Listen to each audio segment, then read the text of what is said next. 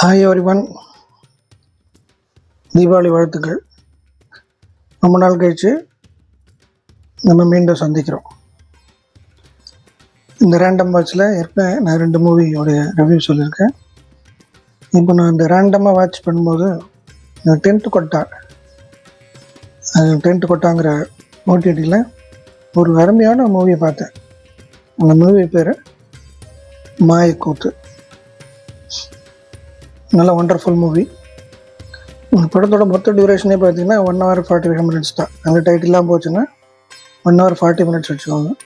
இந்த 1 hour 40 minutesக்குள்ளே ஒரு படத்தை வந்து ரொம்ப நல்லா எடுக்க முடியும். எடுத்த சப்ஜெக்ட்லேருந்து கொஞ்சம் டீவியேட் ஆகாமல் எடுக்க முடியுங்கிறதுக்கு ஒரு ஒண்டர்ஃபுல் எக்ஸாம்பிள். இந்த படம் ஓப்பனிங் வந்து ஒரு சிற்பி அவங்களோட இதுலேருந்து ஆரம்பிக்குது. அவங்க ஒரு சிலை வடிக்கிறவர் கூட பேசுகிற மாதிரி ஆரம்பிக்குது. திருப்பி அவர் கூடயே பேசி முடிக்கிற மாதிரி அந்த படத்தை எடுத்திருக்காங்க. ஒரு ஸ்டோரி ரைட்டரை பற்றியான படம் இது. அந்த ஸ்டோரி ரைட்டர் ஒரு 3 different ஸ்டோரிஸை இது கொண்டு வந்து அது வந்து 3 ஸ்டோரியும் அவர் எப்படி எல்லாம் எழுதலாம், எப்படி அதை எழுதினா எப்படி இம்பேக்ட் இருக்கும், அதை மாற்றி எழுதினா எப்படி இருக்கும் அப்படிங்கிறது ஒரு ஸ்டோரி ரைட்டரோட ஆங்கிள்லேருந்து சொல்கிறாங்க. ரொம்ப அருமையாக.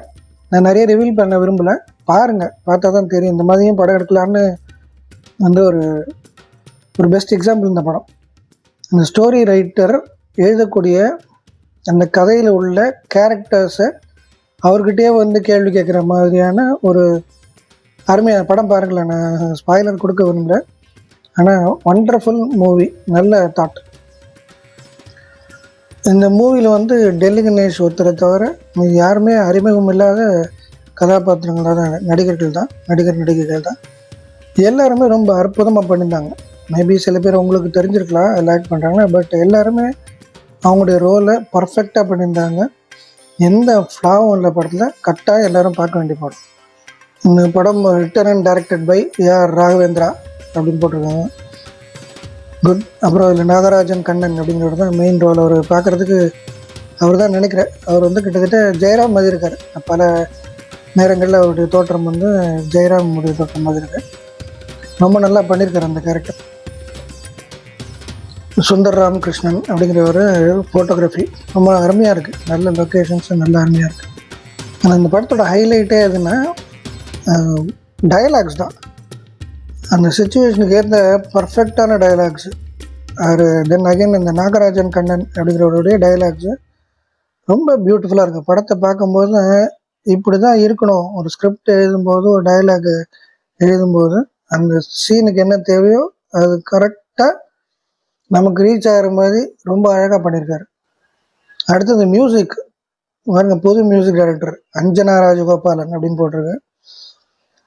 ரொம்ப நல்லா இருக்குது. அது வந்து பேக்ரவுண்ட்லேயே நிறைய சாங்ஸ் அப்படி வருது. மியூசிக்லாம் ரொம்ப அழகாக இருக்குது. இந்த ஃபோட்டோகிராஃபி ரொம்ப ப்ளசண்ட்டாக இருக்குது. அந்த லைட்டிங்லாம் ரொம்ப அழகாக இருக்குது. ஓவராலாக இந்த படம் வந்து ஒரு நல்ல மெசேஜ் கேரி பண்ணுது. இந்த மாதிரி படங்கள்லாம் ஏன் தியேட்டருக்கு வர மாட்டேங்குது, இல்லை வந்தால் பார்க்க மாட்டேங்கிறாங்க? நம்ம பார்க்கக்கூடிய இது மாறி போச்சா, டேஸ்ட்டுன்னு தெரியல. அதனால் டோன்ட் மிஸ், இந்த படத்தை கட்டாயம் பாருங்கள். பாடல்களும் இந்த நாகராஜன் கண்ணன்கிறவரே எழுதியிருக்காரு. அதுவுமே அந்த படத்தோடு ஒன்றிய அந்த கேரக்டர்ஸுக்கு தகுந்தாங்க, அந்த ஸ்டோரிக்கு தகுந்த வார்த்தைகளை போட்டு ரொம்ப பியூட்டிஃபுல்லாக கொடுத்துருக்காங்க. அனைவரும் பார்க்க வேண்டிய படம்.